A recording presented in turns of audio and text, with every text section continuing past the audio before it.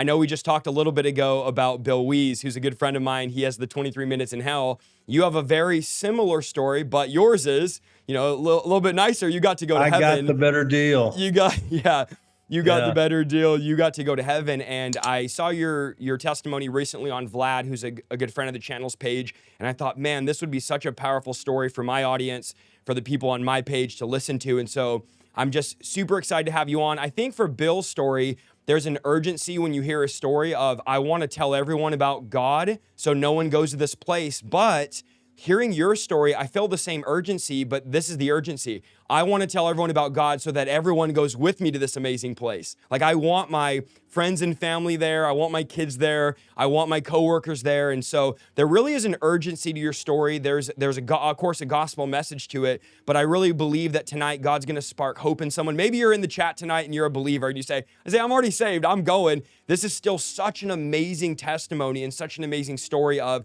the grace of God, the majesty of God, the goodness of God. And just really, to me, Don, it makes me want to be a soul winner. It makes me want to share the gospel with as many people as possible. It's a very, very profound story that you have. If you love them here, don't you want to love them there? Mm. I mean, it's about, I think we're still here, Isaiah, to get everyone there. I mean, I think that's why we remain. Why don't we rapture the moment we get saved? Why don't we just go to heaven? Everything's necessary for us to go to heaven. We've made that decision. I think we stay here in most cases to help everyone else get there. Someone told us, good. The people who greeted me at the gates of heaven were people who helped me get there. They had a profound influence on my life. You say you read the book and it influenced you. I wrote the book so I wouldn't have to talk about it. I wanted it to just take off on its own. And I had no idea that, 20 years after it came out, it's sold 9 million copies in 46 languages.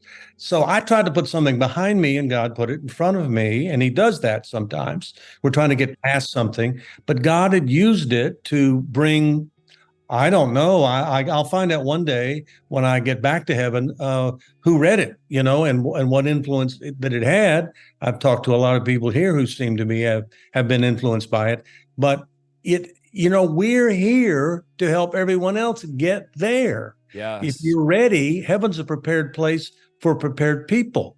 So we have to prepare them. We have to let them know the way. Jesus said, I am the way. And so if you want to go to heaven, you're going to have to go through him. That's so good. And your book not only was a New York Times bestseller for, I believe, over 5 years. As you said, it sold millions of copies. There was also a movie, if I'm not mistaken, you can correct me, in 2015, a full-length movie in theaters about your story. And then now another movie that you are a part of, After Death, that's been released recently in theaters by Angel Studios, which I recommend everyone go see. I haven't personally seen it yet, but I have friends that highly recommend it. We'll talk about that maybe later. Am I mistaken on that? Wasn't there a full-length movie in 2015 as well? There was indeed. We produced a movie in 2015 starring Hayden Christensen, the young man better known as Anakin Skywalker from the Star Wars movies. Starred Kate Bosworth as my wife, Eva. She was in Remember the Titans and Superman Returns. So it has an all-star cast. Fred Thompson, his last movie, actually. Michael W. Smith, one of the greatest Christian songwriters of the past 30 years, is in the movie and wrote the music for the movie. So it's a powerful movie and did very well. It's kind of weird to watch a movie about yourself, to be honest with you, because you have people being you. And then we did the movie, and it started 6 years ago, but COVID kind of interrupted it, called After Death, which is a documentary about what happens after you die. First of all, establishing that there is life after death with scientifically. There's a lot of scientists on the movie, doctors on the movie. It's not just talking heads that have had a near-death experience. It's actually people who've studied this. So it's a very powerful movie. It'll be available probably on platforms and in DVD within a matter of weeks, if not months.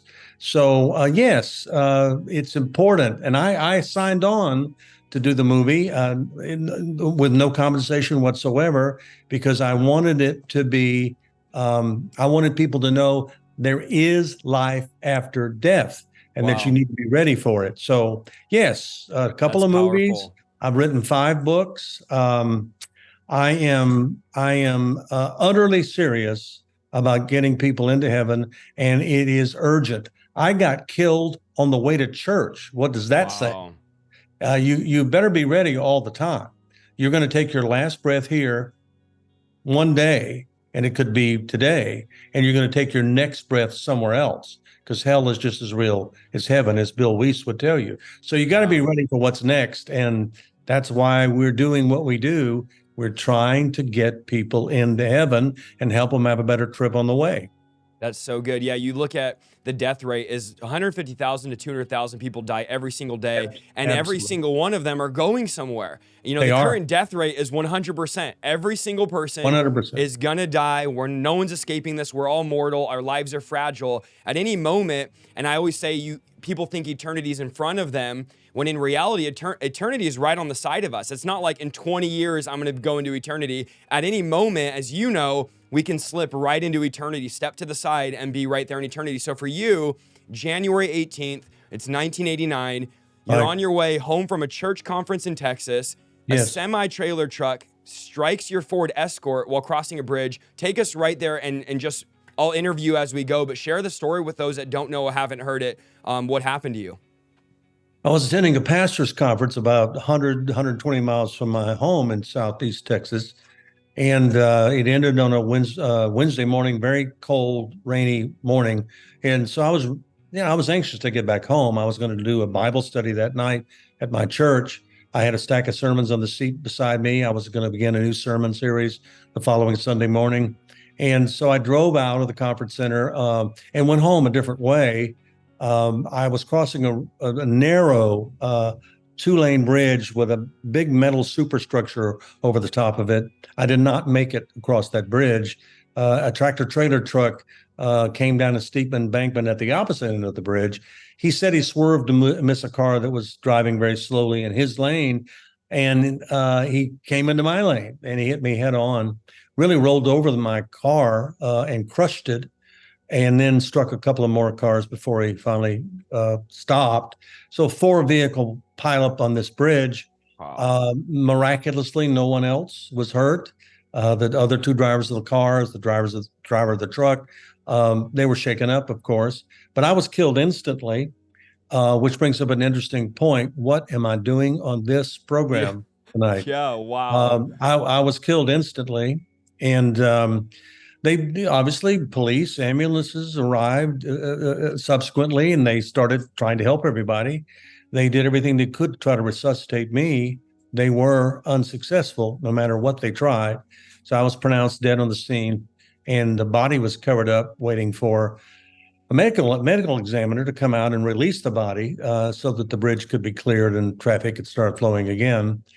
Back behind me were a lot of other pastors who had been to this conference, and they began to exit their cars and walk up on the bridge, find out what's going on. Why are we stopped? One of those pastors felt that God spoke to him directly as he approached the wreckage and said, "Pray for the man in the red car." That would have been me. And he asked the policeman in charge if he could get in the car and pray over my dead body, because he was told that I was dead. And the policeman said, "No, you can't get in the car. You could pray over here if you'd like, because the wreckage is too dangerous. And besides that, we have an investigation to conduct." And so he persisted. The preacher, he must have been a pretty good preacher, because he Yeah. convinced policeman to let him get in the car, which he did from the back of the car. All the windows are knocked out, so he crawled into the back and got under the tarp with the body, because they had me covered up. It was gruesome.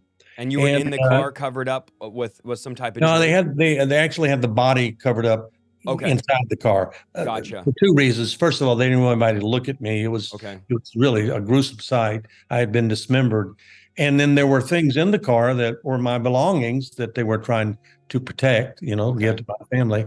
So he crawled under the tarp and saw that I was obviously torn apart, and the only thing I didn't break was my right arm. And so he reached from behind me, put his hand on my right arm. He began to pray for me because God told him to. And the authorities had identified me because they found my ID on me, and they nobody was at home that day. My wife was teaching school, so they called my church. They found my business card in my wallet, called the church, and told them I had been in a horrific accident, but not that I was fatality, because they were making arrangements to deliver that news in person, which is the way it should be delivered. And so the church starts praying for me, and they start calling every church they can think of in the greater Houston area, which is a Wow. lot of churches. And those churches are all praying, and they're calling other churches. So this prayer chain, if you will, starts going across the country and around the world in a very short period of time. So many thousands of people are praying for me, some of which I still meet monthly for the first time, people who prayed for me that day. Incredible. Dick Onorecker, the preacher, was praying over me. He's singing hymns between his verbal prayers, and he's singing a great old hymn, "What a Friend We Have in Jesus," which many of your viewers will remember that old hymn. They probably heard it. And so he's singing that 90 minutes after the truck hit me and killed me. The accident happened 90 at minutes. 45. So those asking Yeah, in the chat of why it's called 90 minutes in heaven. that's So this it. is Yeah. not an instant thing where you crash, he No, comes and prays. This is no, 90 minutes, an not at hour and a all. half has gone Hour and a by. half. Yeah. Wow. And you're pronounced dead. In an hour and a half, you're completely dead. 11:45 a.m. is when the pronouncement came after Wow. they'd done everything to try to revive me. But it was obvious from the beginning. The state trooper who worked the accident, who I've become friends with, said that when he approached the car, he saw pieces of me lying on the pavement beside the car. He said it was just the worst accident he ever saw, and I Oh, can't imagine what that must be like. I mean, state trooper, think about how many accidents he's incredible. worked in his career, but he said it was the worst, and so that's what we're up against. Now, 11:45, 1:15 in the afternoon, Dick Onorecker is singing that song, and tens Wow. of thousands of people are praying all over the world, asking God to bring me back, to deliver me. And as Dick Onorecker sings, "What a Friend We Have in Jesus," suddenly under the tarp in the dark, I start singing the song with him. Oh, I got chills. Yeah, Oh, it's pretty wow. crazy. I Wow. remember, I remember singing it with him. I mean, that's my first conscious memory back here on Earth. And of course, he jumped out of the car very fast, a dead man. And he goes over to the people, the authorities, the last remaining ambulance, and the state trooper, and says, "Officer, the dead man is singing." And Oh, nobody, man. nobody believed that. It was unbelievable. And it was, but I did sing with him. And even though I didn't know who he was, so he has to convince them to come and check on me because they don't Oh, believe that. man. And they don't come and check on me. So then he gets frustrated and stands in front of the ambulance and says, if you don't come and check on him, I'm going to lie down on this bridge and you're going to have to run over me with that ambulance because I'm not leaving until Wow. you do. They did, and they found out that I was mostly slightly alive, and they obviously launched into an effort to recover me from that car and get me to medical assistance as soon as possible. That accident happened at 11:45. I arrived in the Level 1 Trauma Center in Houston at 6:15 that night, 6.5 hours after the wreck. I was finally in a place, and I would be in that hospital or a hospital bed for 13 months from that, Wow. and I would have 34 operations to try to put me back together again. So God is still in the miracle business. God answers prayer, and heaven is real because I saw it while I was gone. That's incredible. So I'm sure we're all going to ask, everybody in the chat is asking, where were you for the 90 minutes? What did you Yeah, see? And I also want to maybe make a distinction here. Bill Wee's a good friend of mine and yours. He talks about his experience was, of course, he didn't die. It was it was an a vision. out-of-body experience, a vision, Yeah, absolutely. I want to just be clear for all the people watching. You actually died. Yours was not I a did. vision. Yours was not, like what Peter would have, like a trance in the New Testament. You had a literal, not even a near-death experience, I guess wouldn't even be the right term. You literally died and went to heaven. and I then did. ended up coming back. So maybe can you explain a little bit maybe the difference for those that are going, was this a vision? Was this a dream? Was this a trance that you were actually dead? If you've heard Bill speak, you know how powerful his testimony is about what he saw during that time that he was away, and it was a vision, and that's a biblical concept, truly. And near-death experiences are very real. And in the movie After Death, there are probably a dozen of us in that movie, some of whom had hell experiences like Bill, or some of whom had heaven experiences like I did. Mine was much more lengthy. I've always said when you're dead an hour and a half, you're not nearly dead. So I was dead. If I had lived, if I'd have been near death, my heart would have been beating and I would have bled out. I have massive wounds that had to be covered with plastic surgery on my arms, legs. I had so many open wounds that anyone would have bled out in 5 minutes. I did have blood coming out of my eyes and ears and nose and mouth, of course, as a result of brain damage from hitting the side of the car. But that was all dried because my heart was not beating anymore. So I really died. They don't have any medical explanation for how I survived that, how I came back. But the Bible says to be absent from the body is to be present with the Lord. And so the moment that truck struck me and I died, I was at the gates of heaven, surrounded by people I had known and loved in life who had preceded me in death. So that's my experience. And it parallels many other people's experience. What didn't happen for me is I didn't go down a long tunnel with a bright light at the end of it. I was there in an instant. You have to remember there's no time in heaven. So there's no instant, there's no minute, there's no hour, there's no day, there's no year, there's no time. It's instant. So I was there because I had been killed at 110 miles an hour of impact. I just died instantly and I was there. The Bible says in Revelation 21, there are 12 gates in heaven, 3 on each side of the great city of God, meaning that we could come in from wherever direction we come from on earth, from the other side of the world, from here. And the gates never close in heaven. The gates never close in heaven. They're always open. Let's face it, people are dying, as you pointed out earlier, Yeah. 24 hours a day, every day, by the tens of thousands. And so they're receiving people who are ready to go to heaven.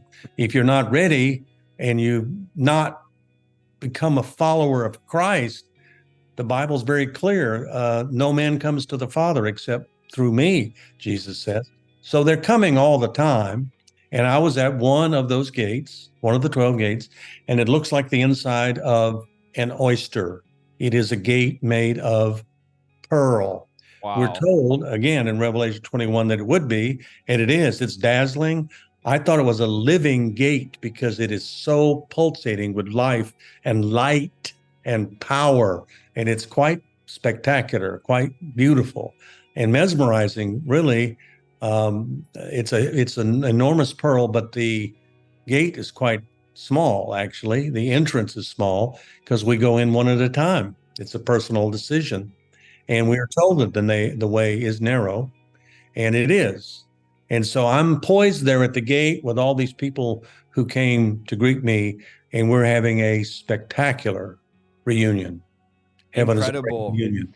Incredible. Now, I would also like to ask you, is there a memory you have before you get there? Did you have a memory of seeing the bright lights of the semi-truck, or what was the last thing you remember before you ended up dying and then obviously going to the gates? You know, that question is hard to answer. I must have seen something because I lifted up this arm, which would have been closest to the truck coming in my direction. And this arm wound up in the back seat of the car, separated at the shoulder, went over my back. And from here forward, the arm was lying on the back seat of the car. So it was literally twisted off and laying on the seat. And so I must have seen something out of the corner of my eye. Otherwise, I probably wouldn't have put that arm up in the air. As I said, the only thing I didn't break was my right arm, but it would have been away from the truck. Both my legs were broken. But my left leg was actually missing 4.5 inches of femur, was ejected from the car and never found. And so I had the steering wheel went horizontal. This is before the days of airbags, so it just went right into my chest. So I was just really literally devastated. So maybe I saw something. I must have. I don't remember it. I think God and His infinite wisdom and His compassion has probably erased that memory from my mind because it was just too traumatic. So no, there was no delay for me. It was Okay. just I'm Instant. here. I'm in a car. I'm on my way to church, and then I'm there at the gates. And it was instant. Although I've talked to many people who have a transition, and let's face it, I think more people die that way as they are slowly ebbing away Yeah. here, and because they see people sometimes in the bed, in the deathbed, they'll look out and see people, and I think that's because their life is passing here and increasing there, and that's a lot of people pass away that way. That's why we use the term sometimes, pass away, because Yeah. they're passing. It was no passage for me. It was an instantaneous death, and I was there at the gate. So I think that probably explains it to me, because you might imagine I've given that a lot of thought. Why didn't I see a long tunnel with a bright light at the end of it? Well, I'm at the bright light immediately. I mean, Wow. I'm surrounded by light. We would be blinded by the light of heaven with these earthly eyes, but we won't have earthly eyes there. We'll have heavenly eyes. Wow. And Don, do you find it hard, even as we do this interview, and you've been doing this for so many years, to describe in the human language, the English language, like things that you saw or music that you heard, or you even talk about the gates and you try to find, how could I say it? It's like a pearl, but was it so magnificent that you go, I can't honestly fully describe? Was there a loss for words sometimes when you're describing what you saw and what you experienced? Let me put it this way. I waited 15 years to write the book about this. I Wow. never really planned to talk about this. It wasn't my intention, and mostly for that very reason. I really didn't care particularly whether people believed me or not. That was never an issue for me. Faith is not faith is that way. It's faith in things unseen. Well, most people on earth have not seen heaven, so I understand that. I'm not sure I would have believed this had it not happened to me, to be Wow. perfectly honest with you.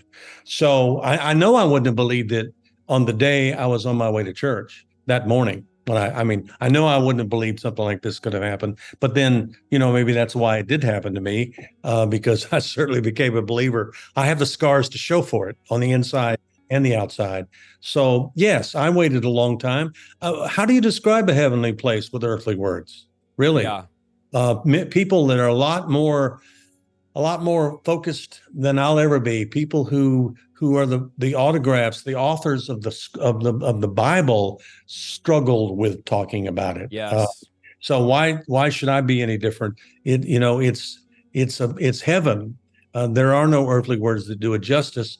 So I tried to do the best I could to talk about the gates and the people and the street of gold and the tree of life and all the things that are there, because they are there, and one day we'll all see them when we get there.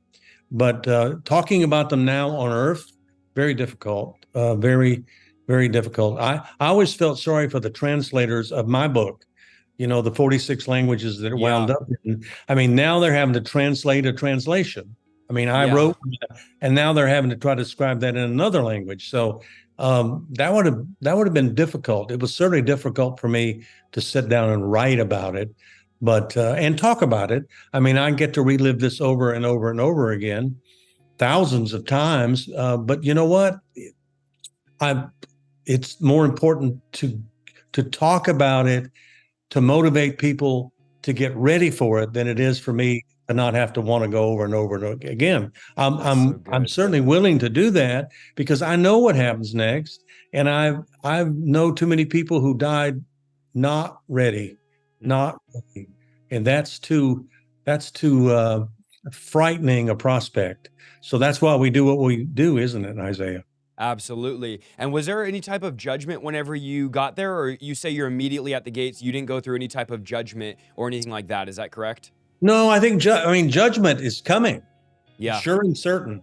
But no, I went because I was ready to go that day. I wasn't planning to die that day, but I was ready when I did. A that's judgment's good. coming I for like how all you of us. said that you weren't planning, but you were ready. No, I think people miss that. You were ready, but yeah, weren't no, planning. absolutely. Yeah. Yeah. I mean, how many people got up today and went to work or will get up today and go to work, depending on when you're watching this? Maybe you're retired, but you have some kind of goal or plan to do today. But make no mistake about it, you may not be here when the sun goes down. I mean, Yeah, it may be yeah, over for you. And we're not saying that to frighten you.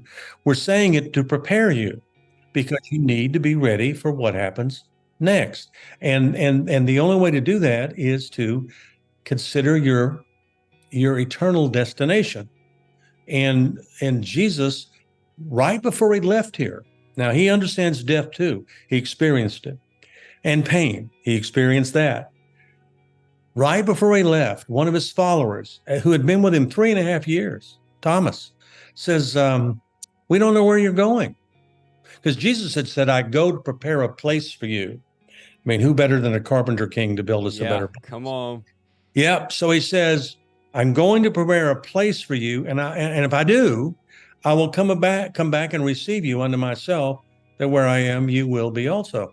And then he said this, you know where I'm going and you know how to get there. All you have to do is read what Jesus said before that moment. He's in the upper room right before being arrested. And they weren't paying attention. At least Thomas wasn't. And I think he represents a lot of us. Thomas says, we don't know where you're going and we don't know how to get there. You could check this out in John chapter 14. How do we get to heaven? That's what Thomas is asking. The great question of all time. It's And good. Jesus simply looks at him and says, you want to know how to get to heaven? I am the way. Come on. I am the truth. I am the life. No man comes to the Father except through me. Well, I knew the way more than intellectually. I knew it in my heart. I had accepted what Christ did when he immediately went out and got arrested. Then he was executed and he didn't stay dead. He conquered death. So I knew that and I accepted what Christ did because you can't go into heaven with sin. Heaven's a Man. perfect place. It's where God is. And you were asking about judgment. Judgment does come, no question. It's coming for everybody. I mean, not just the people who are believers. It's coming for everybody. There are two judgments really, but the judgment's coming. And so I was there because I was ready to go there, and I wasn't in a perfect glorified body. I'll get that later after the judgment. And so there's a process. God has a process, and we have a tendency, because we have no choice, to think in terms of time, ethics, time, errors, those kinds of things in which we had this time and this millennium and all this. God doesn't think that way at all. He's Wow. eternal. He's eternal, and so very difficult for us to understand that. But he's eternal, so what seems like this happens and then this happens and then this happens, for God, it's God. It's his place. The best thing about heaven, yes, there are angels. There is awesome music. There are all those things and more. But the best thing about heaven is we're with God. Come on. We're with God. That's The same incredible. Revelation 21 that I quoted earlier says in the first 6 verses, 3 times, we are with God, and with God. And so that's the best thing about heaven. You're going to be at his place. You're not hoping he shows up down here. You're there and you're with him forever and ever and ever. So heaven is an awesome place, not a concept, not a possibility. Jesus didn't say that. He said, I go to prepare a place for you. And That's so so one good. of these days, the place where you're sitting right now won't be here. It won't be here. Heaven will be here. And it will be here forever and ever and ever. And we can be with God. That's so good. So you're at the gates now, and talk to me about The first people, I mean, this is such an amazing story. I'm getting so fired up as you're sharing this. I'm at the edge of my seat. The first people you meet at the gates, these are family members, you say, that have passed before you. Talk to us about the family members that you saw when you first got there. The first two I encountered were indeed family members. There were really a variety of people there who had a profound impact on my life, including teachers and next door neighbors and friends, Wow. classmates from school, and all manner. I mean, I did not see anybody I did not know here on earth. I don't Wow. think those people came out to greet me. I think God sent out the people that he knew I would know, so I would know where I was, because all of them obviously Amazing. had preceded me in death, and they all helped me get there. I don't think you sneak up on heaven. I think Come on. everybody in heaven knows who's coming. We're told that every time someone makes a decision to go there, they have a celebration in heaven. They have a registration book in heaven, and your name is written down in this book. It's called the Lamb's Book of Life. So, everybody, you need your name in this book. My name was in the book. These people were expecting me. Many of them had contributed to my salvation experience by telling me about Jesus, by giving me a Bible, by taking me to church when nobody else would. I mean, those things are what they did to help me come to Christ at the age of 16. And so they were there to greet me. My first encounter was with my grandfather. I was extremely close to him. My dad was career Army. He was gone much of the time. But my grandfather was always there. He was not a well-educated man. He was a carpenter. He really had no formal education, but he knew how to build things. And I thought he was genius. And of course, as a young boy, I followed him around like a Yeah. dog puppy. I just wanted to be Yeah. like. I'm still trying to be like him. And he met me at the gates because he helped me get there. He extended his arms to me and said, "Welcome home, Donnie," in a language I've never Wow. heard before, but fully understood. Donnie was his name for me here on Earth, and embraced me. I looked at his hands. Of course, when I was a little boy, he picked me up, and he was missing three fingers on one hand here on Earth, and a couple of fingers on the other hand. And I never got to see them. I thought it was kind of fascinating that he was missing fingers. But when I looked down at his hands, all of his fingers were there. I'd Wow. never seen them before. And so he was whole. I think we'll be complete in heaven. Most of us, if we live long enough, have a lot of scars on us, inside and outside, not in heaven. Everyone is perfect. My great grandmother was standing next to him. She was a victim of osteoporosis, probably 6 inches shorter here on Earth because she was so slumped over. She couldn't stand up straight. But in heaven, she was standing up straight, and she smiled at me. Here on Earth, she was missing her teeth. She had lost them and replaced them with some false teeth, dentures. She never wore those. She hated them. But in heaven, she smiled at me, and it was the first time I had really ever seen her real smile So before. powerful. So it was, she was 6 inches taller. She was perfect. All of them were. One of the guys that was there at the gates had drowned when he was 18 years old, and they weren't even able to open the casket because he had been in the water so long. Well, in heaven, he was perfect. Um, Wow. Another one of my friends died in a car crash, and his neck was broken. In heaven, he was perfect. They were all perfect in every way, and they all knew I was coming, and they all came out to greet me at the gates of heaven, welcoming me home, because that's our home. This is not our home. We're just passing through here. We know that. And so I was at Wow. home, and the committee, if you will, the welcoming committee was there to greet me, and it was a spectacular reunion. That is absolutely incredible. It's a family reunion and a homecoming at the same time. And what an Yes. amazing thing that God would allow these people that we knew on earth to come greet us as we get to heaven. I mean, that isn't that so like God to do something so spectacular as Perfect. that, to have our friends and family. And I love how you say even the details of your grandfather, who's a carpenter, missing fingers, obviously from his work. And then there he is now, you notice, with all his Yes. fingers, people are perfect. And now here you are. Did it feel like you were there? I guess we can go to the next part of this. Did it feel like you were there for 90 minutes? Or again, I mean, that might be a dumb question because you just said there's no time, No. there's no idea of time. What happens after you greet your family and everyone's there? Are you sad now? Obviously, you're here before, so we know you left. Is it a sad thing when you left? Did you just get sucked out of your body? Well, I guess not out of your body, but you just come back to now you're in the car? Or tell us about what happened next after you talk with your family at the gates. Well, we did have and first of all, there aren't any dumb questions. Not when it comes to this, because I mean, how would we know if we don't ask?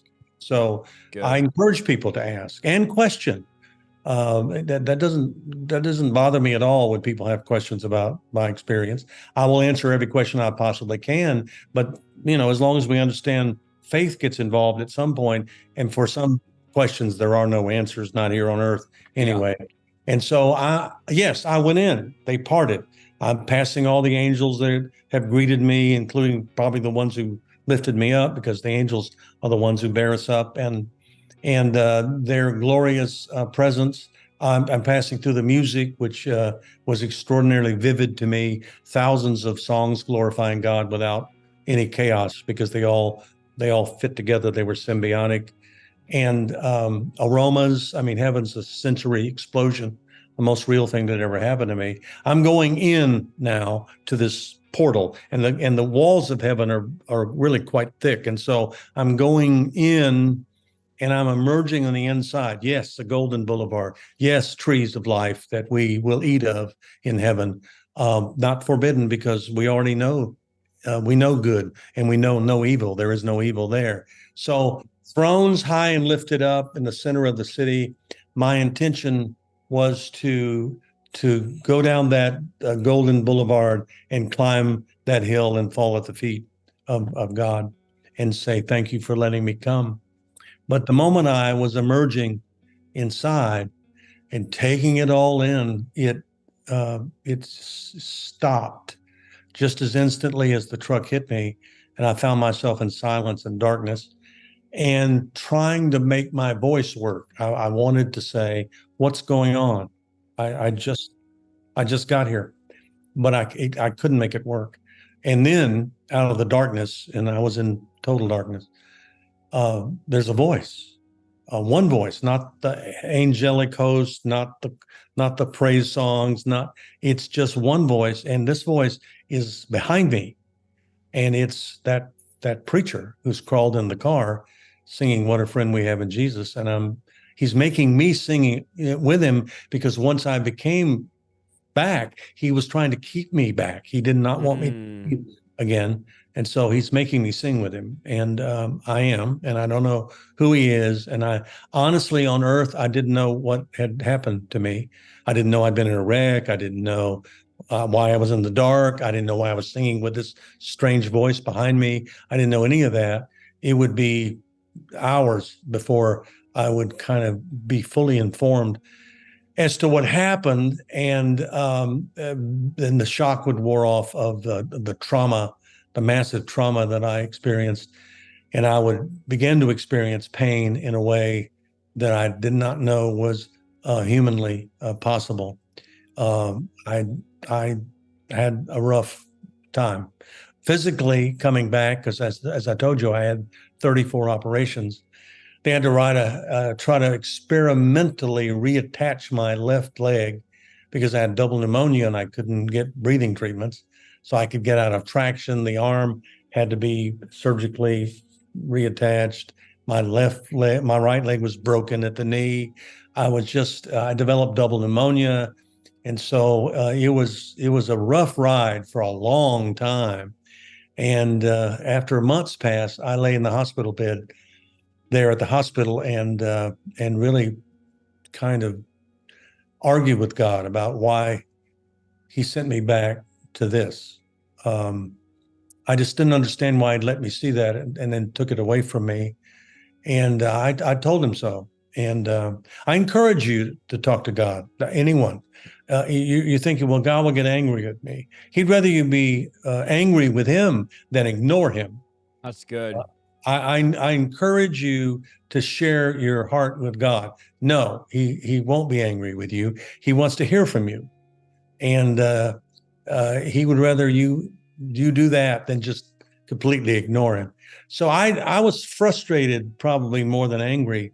I didn't understand why he would send me back for the condition I was in, and I didn't understand why he wouldn't send someone to me who understood how I felt. I felt very lonely and isolated, and I was wearing devices, medical devices that no one had ever worn before.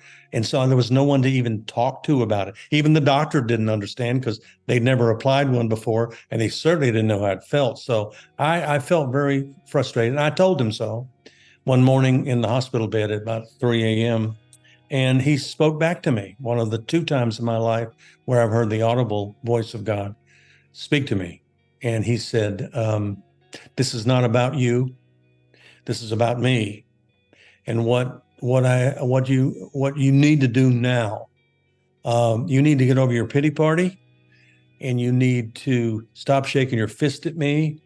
And instead of doing that, take the same hand that you're shaking at me and reach out to other people who are hurting and help them understand that heaven is a real place, and that this pain is temporary, and that you understand how they feel.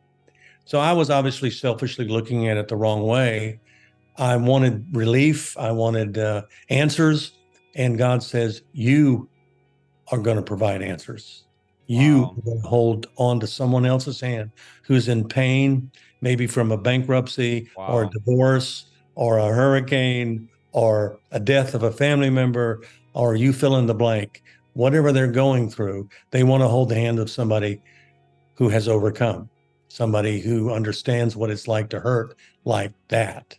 And Wow. and that began the first day of the rest of my life when the sun came up the next morning. So that's what I've been trying to do since. That's one reason why I wrote the book. So one reason why I wrote 4 more books about those very same subjects. And I allowed the movies to be made because we're trying to get people into heaven, and we're certainly trying to help them have a better trip on the way than the one they're having now. That's so good. And this might even be, a weird question, but was there any resentment towards Dick, the man that prayed for you and prayed that you'd come back to life? I always kind of joke and say, hey guys, if I die, because obviously we believe in praying for Yeah, people that are sick and God can do sure. miracles. And I believe God can do what he did in you and raise the dead of those that have died. We can pray and God can raise them. But I always tell people, if I ever die, don't pray for me to be raised from the dead. Don't pray for me to come back. Again, like you said, there was a little bit of like, man, there's just this, why am I here? I was up in heaven in a perfect place. Did you feel any type of resentment or anger at all for him praying like, hey bro, you brought me back and I was right before God? No, that's actually a very good question. And I have a funny answer. Dick, I ended up actually preaching in his church in subsequent months when I finally, I would say, got back on my feet, but that's probably too strong a word. I was lifted up onto the pulpit. I mean, I had to be lifted up by God because I was wearing leg braces. So I ended up speaking in his church. Um, Dick only lived about 5 years after this accident. He had a heart attack and died. Wow. So, Anita, his wife, who was an eyewitness to this accident, she's actually in the movie After Death, and Wow. she saw the whole thing. She eyewitnessed this entire episode. So she lost her husband, and we were talking one day, and I said, I just can't believe that Dick is no longer with us, because he was a prayer warrior. He would see a situation like this. If he believed God said, pray for the man, the red car, he was just being obedient. That's faith. And so he did that. And we kind of smiled in a melancholy kind of way because Dick was no longer with us here, her husband and my friend. And I said, isn't that something? God told him that day on the bridge to pray for the man in the red car, which was me, and he did, and I lived. And then I came and told him about what I'd seen when I was gone, heaven, and then he left us here. What kind of a friend is that? And we laughed, but almost tearfully, because it's really the truth. He was just being obedient and praying for me, but then he left, so he got to see what I saw, and he didn't come back. So I jokingly, and I want to emphasize this jokingly. I don't want to be this to be quoted out of context. Sometimes when I'm leaving a place and they'll say, "Oh, well, just stay the night with us, spend the night, and I'll need to be in another place tomorrow." And I said, "Well, no, I've got to be going." "Well, it's dangerous out there. What if you get in another wreck?" And I will pause and looking at the crowd that's saying that, because sometimes you don't want to be misinterpreted. I said, "Let me tell you this: if you hear I'm in a wreck tonight, don't pray for me. Leave me alone. I do not want to come back again." And so, they'll this momentary pause, and then they'll say, "Oh, okay, It's all funny. right." But I know they're going to pray anyway. And I Yeah. would never discourage prayer, ever discourage prayer. But yes, I would rather be there than here, anytime, all the time. But I know why I'm here, and I know that I am going there. Just a little over a year ago, we lost our 46-year-old daughter. Oh, I'm Our, so sorry to hear that. well, thank you. She was a wonderful person, a tremendous lady, and of course, my little girl. So I know where she is, and Mhm. she heard me speak of this hundreds of times, and so I know where she is. But she also knows that I know where she is, and she's waiting for me. She's waiting for her mother. She's waiting for her brothers, her children, her husband, all of us. So this is true. This is all real, and it's real for all. None of us are immune from this. None of us are immune from losing people that we love and lose for just a little while. When I talk to somebody who's lost a loved one of the first things I'm going to ask them is, were they a follower of Christ? Were they a Christian? Were they a believer? And most of the time, the answer will be yes, absolutely. And sometimes they'll even go so far as to say they were a great inspiration to themselves. The person who died, inspired the person who's telling me that they died. And I understand that. But then I will say to them, "Well, I'm very sorry for your temporary separation from your loved one. It is real, but it will not last." Wow. So that's the way Wow. I reconcile that. That's the way I have to deal with it, because I too have lost loved ones since I came back. I too have performed funerals since I came back.